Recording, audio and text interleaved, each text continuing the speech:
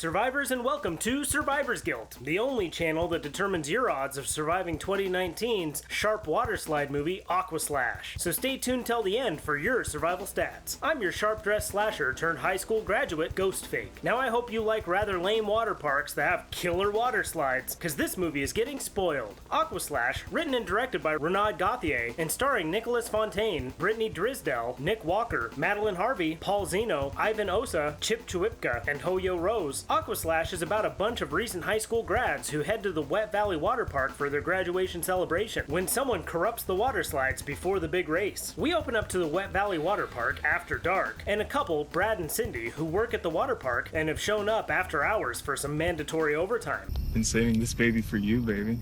Double trouble lover.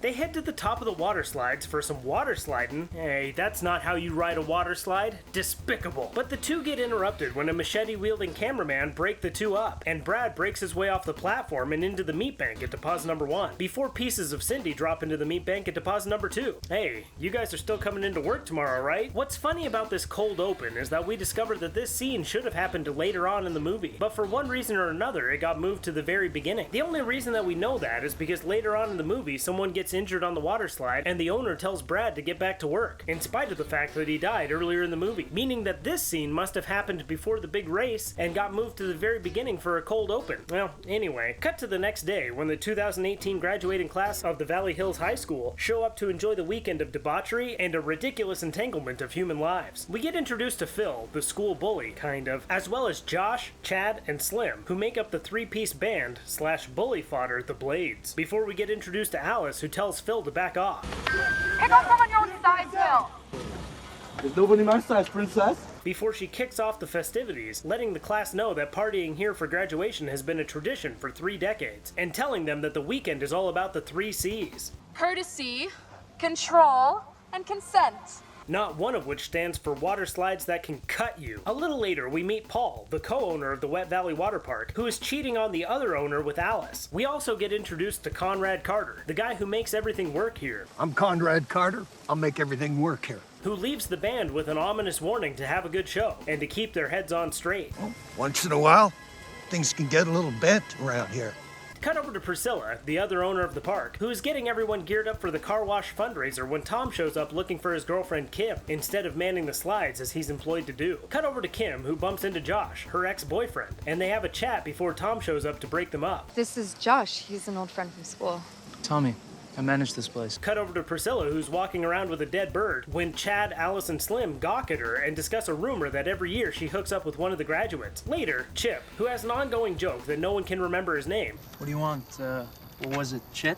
It's Chad. And Slim preoccupy Tom so that Josh and Kim can sneak away to the bathrooms and have a sex. Meanwhile, Priscilla is out on a date with Michael, Josh's dad, who is a real estate developer that is eyeing the Wet Valley Water Park, before they head to the water park so that they can catch the show. The Blades begin their show with their cover of Sunglasses at Night by Corey Hart. I wear my sunglasses at night. A song that the Blades should have left alone. And while the Blades butcher an 80s classic, a video begins circulating of Josh and Kim in the locker room and eventually it circulates to Tom, who rushes the stage and circulates his fist into Josh's face. That was for ruining a classic. Oh, and also for sleeping with his girlfriend, probably. Priscilla then fires Tom for his act of heroism, and he leaves in a huff. Okay, that's it. You're fired. Get out of here. You're all dead. Paul and Priscilla then argue with each other about their cooperative infidelity before Priscilla makes a scene of her leaving with Slim. Meanwhile, while Chaz is walking away with Josh, the two get jump scared by Michael. Hello, Chaz? It's Chad.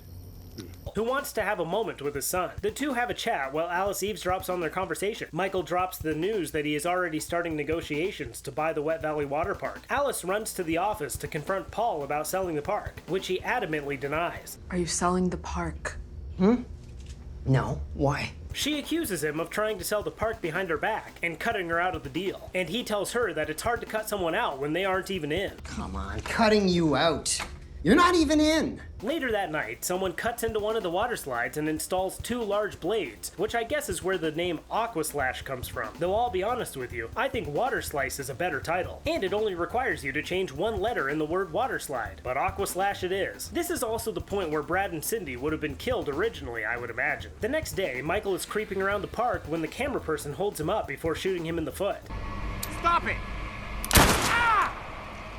Michael tries to crawl away, but Brad and Cindy already took the best hiding spot. Hey, are you guys still coming in today? So Michael gets deposited off screen at deposit number 3. Later, Conrad turns the water on for the slides, before he stumbles upon some blood on the grass. That's Brad's blood. I'd recognize that blood anywhere. But Conrad doesn't recognize the blood and he moves on with his day. Meanwhile, Priscilla and Slim are getting it on under the slides before their sesh gets broken up by Paul, who can't find Brad or Cindy anywhere. I can't find Brad or Cindy anywhere. They're missing. I need my staff now! And needs Priscilla to help him man the water slide race. Meanwhile, the graduates break up into teams to begin the race, and Paul explains the rules, as well as the $500 prize for the winning team. Chip runs over to recruit Josh to his team since he can't find Slim. Tom shows up and Priscilla kindly reminds him that she fired him the night before by slapping him across the face. But he tells her that he's not back as an employee, but rather as a customer, and he wishes good luck to the other teams. Cool, you're dead. No, you're dead. That's a weird way to wish good luck. Priscilla and Paul head to the top of the slides to start the race, while Tom wanders around under the slides all alienated and stuff. But while under the slides, Tom notices an unusual amount of water pouring from them before Tom finds a clue. And at the same time, Conrad takes the mantle of lifeguard. Paul and Priscilla prepare to kick off the race, but as soon as Paul counts down, Tom shows up as a harbinger of doom, telling them to stop the race. Look, don't go down! The slides are gonna collapse! Mentioning that it's been exactly 35 years since the murders. Look, don't you realize?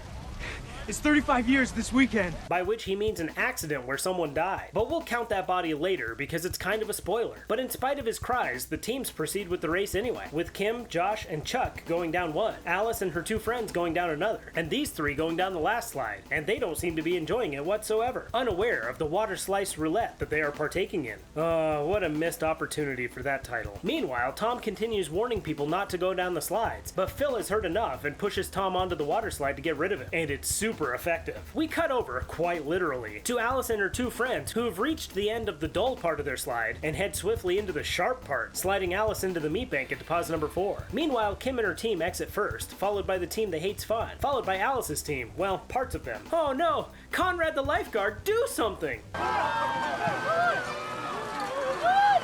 Something besides that! Slice back to Alice's friends, one of which has slid into the meat bank at deposit number 5. And Tom, who is doing his best not to slide into them, but can't quite get a grip and slides into the girls, definitely solidifying Alice's other friend into the meat bank at deposit number 6. The onlookers look on in horror as the pool fills with blood and body parts. Priscilla tries to get a response from Conrad as to whether the next teams can go, but the walkie-talkies malfunction and Conrad's warnings go unheeded. And when 2 of the teams are a person short, Priscilla challenges Paul to join the team, and he reluctantly agrees, unfortunately picking the team that goes down the slide with the blades. Meanwhile, Josh begins trying to climb up the slides to warn them to stop, and Paul stops himself while his teammates slide into Tom, pushing Tom into the meat bank at deposit number 7. Conrad tells Chester to turn off the water. Chuck, turn it off! It's Chad! And Kim races him to it. She heads into the pump house and finds Slim chilling in the meat bank at deposit number 8, before discovering Michael, Brad, and Cindy cut over to the slide where Paul's teammates have shot out the end into the meat bank at deposits 9 and 10, followed by Paul, who loses his grip on Josh. Tell your dad to go himself! Sorry, kid! Yeah! Sliding into the blades at deposit number 11. Josh runs to the top of the slide and warns people not to go down, but this dude doesn't listen and dives into the slide with the blades, headfirsting him into the meat bank at deposit number 12, before the bullies send Josh tumbling down a bladeless slide, before they also toss down Conrad down the same slide. We cut to news audio of the event that confirmed 9 dead. Valley Amusement Park, as 9 are confirmed dead in an apparent murder-suicide. Why? But don't worry, they'll find the others, as well as the belief that it was Josh's dad Michael who purported the killing, which means that these cops are incompetent. Cut to this lawyer who tells Josh that his dad left him the entire estate, including a real estate transaction for the property of the Wet Valley Water Park, wherein Michael's estate pays Priscilla $20 million for this property, which will be bulldozed and turned into a shopping center. And the movie ends with a flashback to Priscilla as a child at the Wet Valley Water Park, going down a slide and finding out that because of poor safety habits and negligence, her dad was killed at the park decades ago, retroacting her dad into the meat bank at deposit number 13, and that the blades were her way of getting the park shut down and the property sold as her last act of revenge for the death of her father. killer. And she would have gotten away with it too if it, well,